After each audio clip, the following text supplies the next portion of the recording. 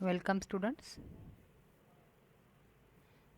तर आजच्या लेक्चरमध्ये आपण RDNA टेक्नॉलॉजी किंवा जीन क्लोनिंगसाठी ज्या काही रिक्वायरमेंट्स आहेत, टेक्निक्स किंवा टूल्स, हा भाग पाहणार आहोत.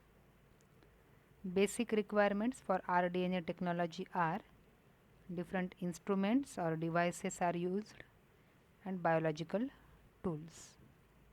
त्यापैकी पहिला भाग पाहूत आपण different instruments. That means various instruments are used for RDNA technology or for gene cloning, and they are macromolecules such as DNA, RNA and proteins are synthesized in the living cells. प्रत्येक living सेलमध्ये DNA, RNA, proteins हे मॅक्रोमॉलिक्युल्स शरीरामध्ये synthesise होत असतात, which show variation in their molecular weight, solubility and presence of charges. तर त्या प्रत्येकांचं molecular weight हे वेगळं आहे, त्यांची सोल्युबिलिटी वेगळी आहे, त्यावर असणारा जो चार्ज आहे आयोनिक चार्ज तो सुद्धा आपल्याला वेगवेगळा पाहायला मिळतो. Several techniques are used to isolate them. वेगवेगळ्या टेक्निक्स ह्या त्यांना आयसोलेट सेपरेट करण्यासाठी वापरल्या जातात. Size of each macromolecule is different, so their molecular weight is also different. प्रत्येक DNA, RNA हे जे फ्रॅगमेंट आहेत किंवा मॅक्रोमॉलिक्युल्स आहेत यांचं साईज हे वेगवेगळं आहे, त्यामुळे त्यांचं मॉलिक्युलर वेटसुद्धा वेगवेगळं आहे. The techniques used on the basis of molecular weight are gel permeation, osmotic pressure, ion exchange chromatography, spectroscopy आणि इलेक्ट्रोफोरेसिस ह्या वेगवेगळ्या टेक्निक्स आहेत ज्या मॉलिक्युलर वेटच्या आधारावर वेगवेगळ्या पद्धतीनं सेपरेशन करत असतात. तर पहिली मेथड बघू, electrophoresis. Electrophoresis is the separation of charged molecules applying on electric field. तर इलेक्ट्रोफोरेसिस या मेथडमध्ये एक इलेक्ट्रिक फील्ड तयार केली जाते ज्यामध्ये कॅटायन्स आणि कॅथोड आणि ॲनोड असे दोन चार्ज हे प्रेझेंट आहेत किंवा पोल हे प्रेझेंट आहेत आणि त्याच्या आधारावर मॅक्रोमॉलिक्युल्स हे सेपरेट केले जात असतात. It is applied for separation of DNA, RNA and proteins. याचा उपयोग DNA, RNA आणि प्रोटीन्स यांच्या सेपरेशनसाठी, मिक्सचरमधून ते घटक वेगळे करण्यासाठी केला जात असतो. DNA are negatively charged molecules, so they migrate to anode. आपल्याला माहीत आहे की DNA हा निगेटिव्हली चार्ज्ड घटक आहे आणि अपोजिट एंडकडे तो अट्रॅक्ट केला जातो आणि त्याच्यामुळे ते ॲनोडकडे मायग्रेट किंवा मूव्ह होत असतात. Small fragments of DNA molecules move faster, so they separate faster. जर आपण फ्रॅगमेंटच्या लेंथचा विचार केला तर जेवढा DNAचा फ्रॅगमेंट हा छोटा असेल तेवढी त्याची मूवमेंट ही जास्त आहे, तेवढ्या लवकर तो सेपरेट होत असतो. Agarose gel electrophoresis page or SDA page are different methods of electrophoresis. यामध्ये ॲगेरॉज जेल इलेक्ट्रोफोरेसिस ही मेथड ही सगळ्यात जास्त प्रमाणामध्ये वापरली जात असते. Then second technique is polymerase chain reaction, PCR technique ज्याला म्हणतात. PCR is a device used for gene cloning or gene amplification, desired gene multiplication in vitro. मग PCR टेक्निक काय आहे? It is a technique that is used for multiplication of the desired gene. आपल्याला जो DNA मॉलिक्युलवरचा आवश्यक असणारा जो gene आहे त्याच्या नंबर ऑफ कॉपीज ह्या शरीराच्या बाहेर जेव्हा मिळवायच्या आहेत तेव्हा त्याला PCR टेक्निक और PCR डिव्हाइस असं म्हणतात. म्हणजे आता पर्पज काय आहे की जो डिझायर्ड जीन आहे, आपल्याला अपेक्षित असणारा जो जीन आहे त्याच्या जेव्हा आपल्याला नंबर ऑफ कॉपीज मिळवायच्यात, बरोबर, एखाद्या लिव्हिंग सेलच्या बाहेर आर्टिफिशियल मेथडद्वारे किंवा लॅबोरेटरी मेथडद्वारे, तेव्हा या PCR टेक्निकचा वापर करून नंबर ऑफ कॉपीज ह्या मिळवल्या जात असतात. In 1985 Kary Mullis discovered PCR technique. पहिल्यांदा कॅरी म्युलिस या सायंटिस्टने PCR टेक्निकचा शोध लावलेला आहे. PCR can generate a billions copies of desired segment of DNA or RNA with high accuracy and specificity in few hours. PCR टेक्निकद्वारे एखादा जो DNAचा segment आहे ज्यावर आपल्याला अपेक्षित असणारा जीन हा प्रेझेंट आहे याच्या बिलियन्स ऑफ कॉपीज, बरोबर आहे, आणि त्याही ॲक्युरेट आणि विदिन लेस टाईम ह्या मिळवल्या जाऊ शकतात.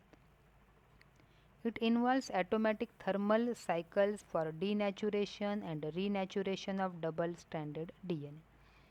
तर यामध्ये मुख्यतः ज्या स्टेप्स आहेत यांच्यामध्ये डिनॅच्युरेशन आणि रिनॅच्युरेशन या मेथडचा वापर केला जातो आणि डबल स्टँडर्ड स्ट्रक्चर जे आहेत हे त्यापासून एक आपण जर DNAचा डबल स्टँडर्ड स्ट्रक्चर जर त्या मशीनमध्ये पुश केलं तर त्याच्या आपल्याला नंबर ऑफ कॉपीज ह्या नंबर ऑफ सायकलद्वारे मिळत असतात.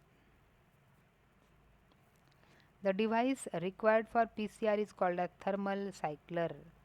PCRमध्ये जे डिव्हाइस आहे ज्याच्याद्वारे आपल्याला ॲम्प्लिफिकेशन करता येते म्हणजे नंबर ऑफ कॉपीज मिळवता येतात त्याला थर्मल सायक्लर असं म्हणतात. PCR requires DNA containing the desired gene. आता PCR टेक्निकसाठी आवश्यक बाबी काय काय आहेत?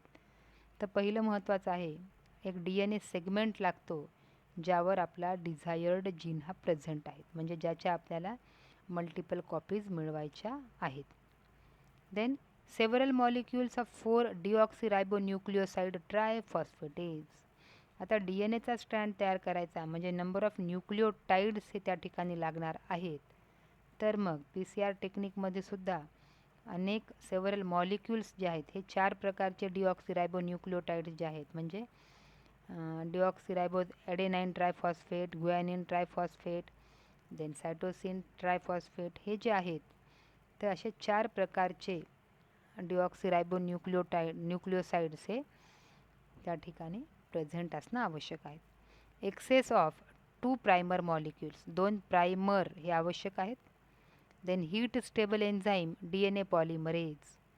या ठिकाणी DNAच्या मल्टिपल कॉपीज बनवायच्या त्यामुळे एन्झाईम जो लागतो त्याचं नाव आहे DNA पॉलिमरेज. आणि काही आयन्स लाईक मॅग्नेशियम आयन्ससारखे आयन्स हे वापरले जात असतात Mg+. Mechanism of PCR. आता ही झाली रिक्वायरमेंट. तर नेमकी मेथड कशी होते ती पाहूत. At start DNA segment, excess of 2 primer molecules of deoxyribonucleoside triphosphate, thermostable enzyme DNA polymerase, they are mixed together. हे सगळे जे घटक आहेत हे एकमेकांमध्ये मिक्स केल्या जातात इन अ इपेंड्रॉफ ट्यूब. एका विशिष्ट ट्यूबमध्ये ते एकत्र केले जातात. And following steps. आणि नंतर ह्या ज्या PCRची जी सायक्लर आहे थर्मल सायक्लर जी आहे याच्याद्वारे 3 स्टेपमध्ये ही प्रोसेस कंप्लीट केल्या जात असते. तर पहिली आहे heat denaturation. In this step the mixture is heated to a temperature 90 to 98 degree Celsius. त्या ठिकाणी 2 करा. यामध्ये टेम्परेचर हे वाढवल्या जातं आहे 90 to 98 डिग्री सेल्सिअसपर्यंत हे टेम्परेचर वाढवल्या जातं आहे. आणि टेम्परेचर वाढवल्यामुळं हे जे डबल स्ट्रँडेड DNA जो आहे याचे दोन्ही स्ट्रँड हे एकमेकांपासून सेपरेट होतात म्हणजेच त्यांचं रूपांतर सिंगल स्ट्रँडेड DNA मॉलिक्युलमध्ये होत असते आणि या स्टेपला डिनॅच्युरेशन असं म्हणतात. म्हणजे या ठिकाणी टेम्परेचर वाढवणं आणि डबल स्टँडर्ड DNA मॉलिक्युलचं रूपांतर सिंगल स्टँडर्डमध्ये करणं हे आवश्यक आहे. Then second step is annealing. The mixture is allowed to cool. बघा हीट डिनॅच्युरेशनमध्ये टेम्परेचर वाढवलं होतं तर आता टेम्परेचर कमी करायचं आहे. नियर अबाउट 40 to 50 डिग्री सेल्सिअसपर्यंत टेम्परेचर डाऊन आणलं जातं आहे. And that permits pairing of primer to the complementary sequence in DNA. आणि टेम्परेचर कमी झाल्यामुळं आपले जे प्रायमर आहेत हे प्रायमर सेपरेट झालेल्या सिंगल स्टँडर्ड DNA मॉलिक्युलला इझिली अटॅच होतात. And this step is called as annealing. Then third step is extension. In this step temperature rises up to 70 to 75 degree Celsius. आता या स्टेपमध्ये पुन्हा टेम्परेचर वाढवायचं आहे. साधारणतः 70 ते 75 डिग्री सेल्सिअसपर्यंत टेम्परेचर वाढवलं जातं. This allows thermostable Taq DNA polymerase to use single stranded DNA as a template and number of nucleotides are added. आता यामध्ये काय होतं आहे, प्रायमर एकदा का अटॅच झालेत सिंगल स्ट्रँडेड DNAला, तर त्या सिंगल स्ट्रँडेड स्ट्रक्चरला डबल स्ट्रँडेड करण्यासाठी नंबर ऑफ न्यूक्लिओटाइड्स हे जोडावे लागतात. आणि हे न्यूक्लिओटाइड जोडण्यासाठी जो एन्झाईम वापरला जातो तो आहे DNA polymerase, tag DNA polymerase, जो की थर्मोस्टेबल आहे. म्हणजे टेम्परेचर जरी वाढवलं तरी हा DNA पॉलिमरेज एन्झाईम हा ब्रेक होत नाही किंवा तो डिसइंटिग्रेट होत नाही किंवा तो नष्ट होत नाही. म्हणून थर्मोस्टेबल एन्झाईम हा या ठिकाणी अतिशय आवश्यक आहे आणि त्याचं नाव आहे thermostable Taq DNA polymerase. And this is called as primer extension. आता यामुळे काय होतं, प्रायमरचा जो स्ट्रँड आहे हा एक्सटेंड केला जातो. It takes near about 2 minutes duration. यासाठी साधारणतः 2 मिनिटाचा कालावधी लागतो. At the end of one cycle from one DNA strand we have 2 molecules of double stranded DNA molecules. आपण सुरुवातीला जो एक DNAचा मॉलिक्यूल त्या ठिकाणी इन्सर्ट केला होता त्याच्यापासून आता आपल्याला एका पूर्ण 3च्या सायकलद्वारे DNAचे 2 मॉलिक्यूल्स हे ऑब्टेन करता येतात. या ठिकाणी PCR मशीन आहे आणि स्टेप्स दाखवलेले आहेत बघा. 1 कॉपी ऑफ डिझायर्ड जीन, हा DNAचा सेगमेंट घेतला आहे ज्यावर आपल्याला अपेक्षित असणारा डिझायर्ड जीन हा प्रेझेंट आहे. पहिली स्टेप फॉलो केली, डिनॅच्युरेशन, ज्यामध्ये टेम्परेचर वाढवलं आहे 90 to 98 डिग्री सेल्सिअसपर्यंत, ज्यामुळं हे जे डबल स्टँडर्ड स्ट्रक्चर आहे ब्रेक होतं आहे आणि त्यापासून सिंगल स्ट्रँडेड DNAचे 2 मॉलिक्यूल मिळतात. नंतर ॲनिलिंग स्टेप आहे की ज्यामध्ये प्रायमर हे ॲड केले जातात आणि या प्रायमरमुळं हे प्रायमर सिंगल स्ट्रँडेड DNAला जोडल्या जातात. आणि तिसरी जी स्टेप आहे एक्सटेन्शन, ज्यामध्ये टेम्परेचर हे पुन्हा वाढवलं जातं 70 to 75 डिग्री सेल्सिअस. आता या प्रायमरला according to the complementary base sequence number of nucleotides हे टॅग DNA पॉलिमरेजद्वारे जोडले जातात आणि शेवटी आपल्याला 2 DNAचे मॉलिक्यूल्स हे मिळतात. Then second cycle continues to form 4 copies of desired gene. आता ही पहिली सायकल झाली ज्यामुळे आपल्याला एकापासून 2 DNA मॉलिक्यूल मिळाले. तर आता दुसरी सायकल जेव्हा कंप्लीट केल्या जाईल तेव्हा आपल्याला 2चे 4 कॉपीज मिळतील. तिसरी सायकल जेव्हा होईल तेव्हा 4च्या 8 कॉपीज मिळतील. या पद्धतीने cycle continuous to produce 2n copies of DNA. बरोबर आहे, 2n, 2 raised to the power n, जेवढ्या सायकल चालतील तेवढं 2 to the power कॉपीज आपल्याला DNAच्या मिळत असतात. त्याला एक्सपोनेन्शियल ग्रोथ असं म्हणतात. One cycle takes about 3 to 4 minutes. एका सायकलसाठी साधारणतः 3 ते 4 मिनिट एवढा कालावधी लागतो, ज्यामध्ये 3 स्टेप कंटिन्यू केल्या जातात. To begin second cycle DNA is again heated and double standard DNA is converted into single standard. जेव्हा सेकंड सायकलमध्ये आपण जात असतो तेव्हा हे जे मिळालेले DNA मॉलिक्यूल आहेत हे परत हीट केले जातात, परत त्यांचं रूपांतर सिंगल स्टँडर्डमध्ये केल्या जाते. In automatic thermal cycler above 3 steps are automatically repeated 20 to 30 times. आणि ह्या मशीन ह्या ॲटोमॅटिक असल्यामुळं साधारणतः 20 ते 30 वेळा ह्या सायकल रिपीट केल्या जात असतात.